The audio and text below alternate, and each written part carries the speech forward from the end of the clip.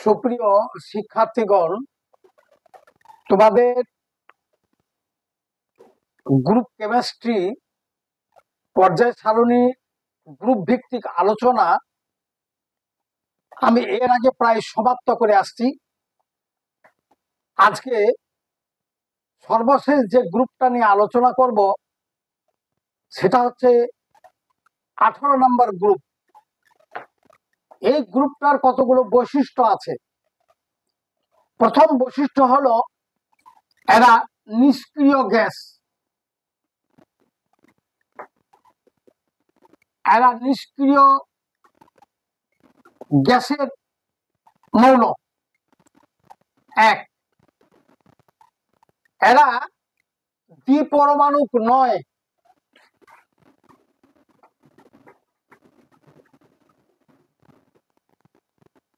এরা দ্বিপরমাণুক নয়। এদের বহিস্থ কক্ষপথে সাধারণ গঠন NH2 NP6 হিলিয়াম ছাড়া।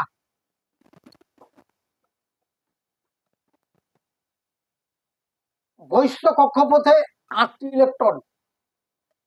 n এর মান যথাক্রমে পর্যায় সারণী n এর মান 1 থেকে 7 পর্যন্ত, অর্থাৎ 7 নম্বর পর্যায় পর্যন্ত এই 7টি মৌল আছে।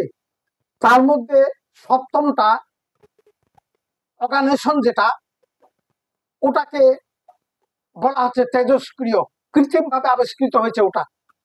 ওটা সম্বন্ধে পূর্ণাঙ্গ এখন আলোচনা আসে নাই, কাজে আমরা 6টাকে ধরে আলোচনা করব। এই মৌলগুলো হচ্ছে 18 নম্বর গ্রুপ 18। প্রথম মৌলটা হচ্ছে হিলিয়াম, দ্বিতীয়টা হচ্ছে নিয়ন, তারপরটা আর্গন, ক্রিপ্টন,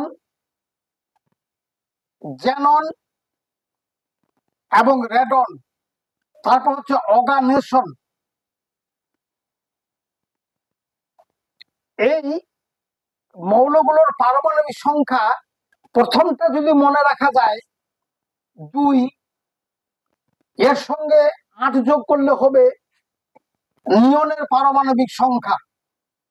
এর সঙ্গে 8 যদি যোগ করা যায় 10-এর সঙ্গে 18 হবে আর্গনের পারমাণবিক সংখ্যা।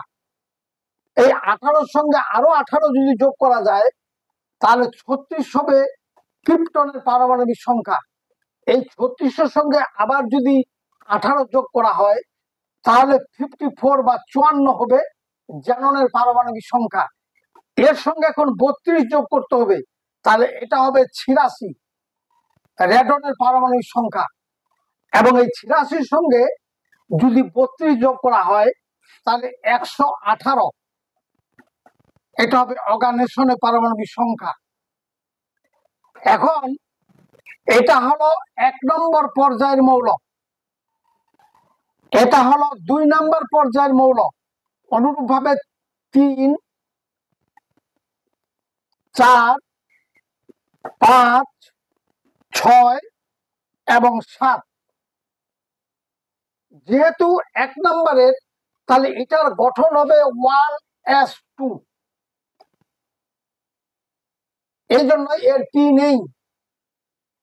একে এস ব্লক মৌল ধরা হয়, কিন্তু গঠনের দিয়ে নিষ্ক্রিয়।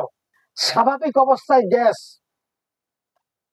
এরা বায়ুমণ্ডলে অবস্থান করে, এরা বাইরে থেকে ইলেকট্রন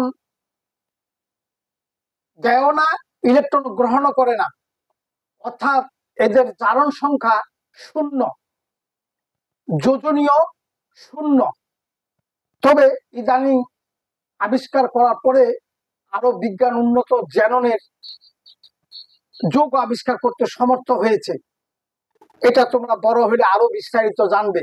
তবে সাধারণভাবে এদেরকে নিষ্ক্রিয় বলা হয় এই জন্য, এদের জারণ সংখ্যা 0 বা যোজনী 0 হওয়াতে এরা চার্জিত হয় না, ফলে এরা অন্য কোনো মৌলের সঙ্গে যুক্ত হয়ে যৌগ গঠন করে না, এই জন্য এদেরকে নিষ্ক্রিয় বলা হয়। এদের নিষ্ক্রিয়তার কারণ হলো বহিস্থ কক্ষপথে 2টি বা 8টি দ্বারা পরিপূর্ণ। এটা হলো তাদের নিষ্ক্রিয়তার কারণ। কারণ কোনো মৌল যদি বহিস্থ কক্ষপথে 8টি ইলেকট্রন দ্বারা পরিপূর্ণ হয়, তবে তার ইলেকট্রন আসক্তি এবং আয়নীকরণ বিভব খুবই বেশি, অর্থাৎ নাই বললেই চলে। এ হলো নিষ্ক্রিয় গ্যাসগুলোর নিষ্ক্রিয়তার কারণ, এবং এদেরকে নিষ্ক্রিয় বলা হয় কেন? এরা বায়ুমণ্ডল অবস্থান করে। এখন আমরা ইলেকট্রন বিন্যাস পূর্ণাঙ্গ ভাবে এর নিয়নের করব। তাহলে যেহেতু 2 নম্বর, তাহলে আমরা এখানে দিব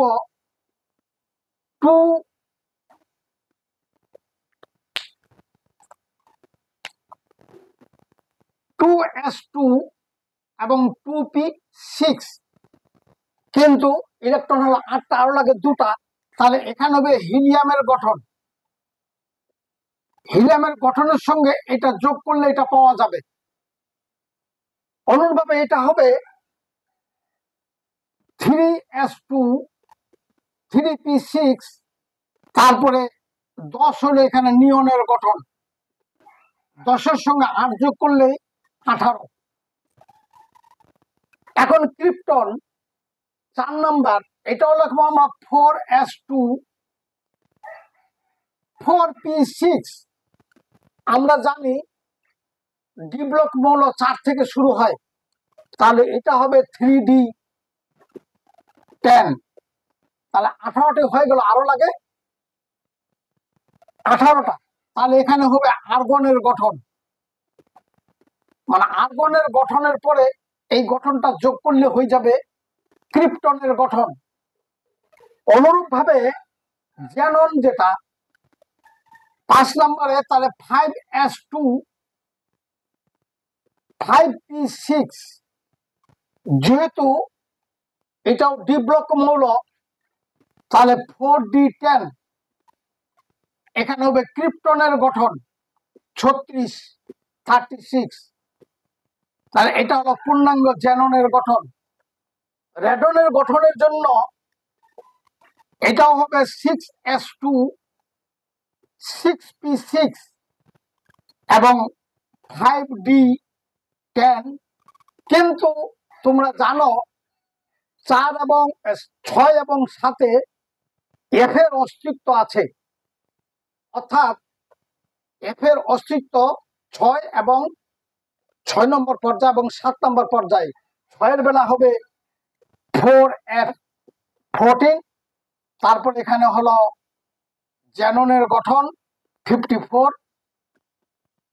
অনুরূপ ভাবে অর্গানসের গঠন হবে 7s2 7p6, তারপর হবে 6d10 5f14 এবং রেডনের গঠন 86। এই অর্গানেশন হলো সর্বশেষ মৌল। পৃথিবীতে যে 118টি মৌল আবিষ্কার হয়েছে, তার মধ্যে সর্বশেষ মৌলটার পারমাণবিক সংখ্যা হলো 118। এটা হলো অর্গানেশন। এটা কৃত্রিম ভাবে প্রস্তুত করা হয়েছে এবং এটা তেজস্ক্রিয় আপাতত ধরা হয়েছে। তো যাই হোক, এই হলো নিষ্ক্রিয় গ্যাসগুলোর একটা স্বাভাবিক আলোচনা। নিষ্ক্রিয় গ্যাসগুলো যদি ইলেকট্রন গঠন জানা যায়, তাহলে সম্পূর্ণ পর্যায়ে সারণীটার ইলেকট্রনিক গঠন করা যাবে। এই জন্য নিষ্ক্রিয় গ্যাসের ইলেকট্রনিক গঠনটা খুবই গুরুত্বপূর্ণ। এই হলো 18 নম্বর গ্রুপের মৌলগুলোর অবস্থান এবং তাদের ইলেকট্রন বিন্যাস। আশা করি তোমরা এই আলোচনায় উপকৃত হবে। যদি উপকৃত হয়ে থাকো, তবে এই চ্যানেলটাকে যারা নতুন তারা সাবস্ক্রাইব করিও। প্রতিদিনের আলোচনাগুলো পাওয়ার জন্য কমেন্ট এবং লাইক দিলে আমার উৎসাহ বৃদ্ধি হবে। কোনো অসামঞ্জস্যতা দেখলে, কোথাও বুঝতে না পারলে কমেন্ট বক্সে কমেন্ট করিও। তোমাদের সকলের সুস্বাস্থ্য কামনা করে এবং আশীর্বাদ দিয়ে আমি শেষ করছি। খোদা হাফেজ।